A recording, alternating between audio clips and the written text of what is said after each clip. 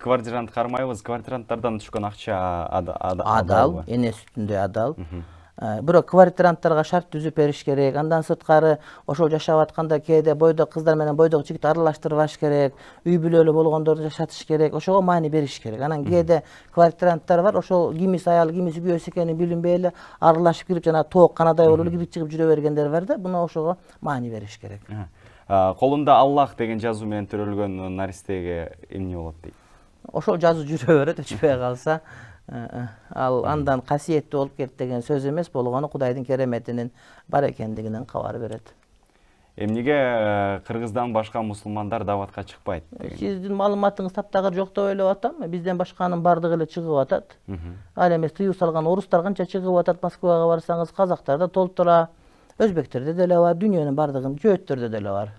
Атабыз бизди кичинебизде карабай койгон, азыр катташса болобу? Катташы керек болот. Атасы жиндүү болсо бала да жиндүү болуш керекпи? Ошон үчүн атасы жаман болсо баласы барып катташыш керек. Ошон үчүн дин үйрөнүп атабыз. Ошого динди үйрөнүп мусулман болуп атабыз. Катташыш керек барып. Ата эненин уруксаты жок даватка чыккан, дават кабыл болбойт деп коюшат, ушул үчүнбү? Эгерде бала балагатка жете элек болуп, ата энесинин колунда карамагында болсо, ал эми чоң жигит өзү каалаганын кылат. Өзүн өзү билет, өтүгүн төр келет.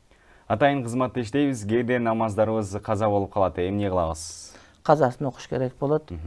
Казасын окуш керек болот. Колдон келишинче каза кылбаш керек.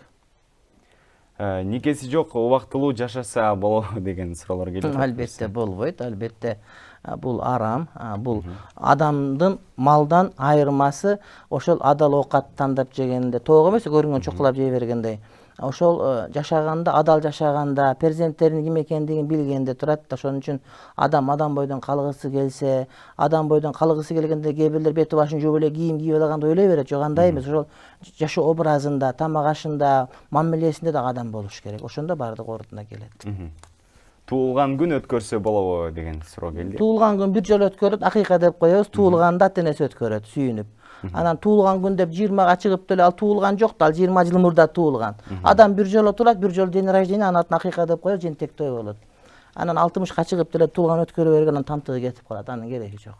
Узун кийүү сүннөт деп коюшат, бирок мурун пайгамбарыбыздын убагында десек аягына чейин окуй албай калдык. Урматтуу теле көрүүчүлөр, шарият боюнча кыз бала канча жаштан турмушка чыгууга болот деген? Жашы ар кандай, анткени бир адамдын экинчи адамдын биологиялык, физиологиялык айырмасы бар да, ошондуктан ошол турмушка чыгууга жарап, ден соолугу жол берип, ошол кайнене сыйлап ала турган, күйөөнү урматтап ала турган, бала төрөгөнгө ден соолугу жарай турган болуш керек. Анан биздеги мыйзам боюнча 18 жаш, анан кийин таптакыр эле күйөөгө тийгиси келип калчу, бойуна болуп калса, 17 жаш деп айтылган мыйзамыбыз бар.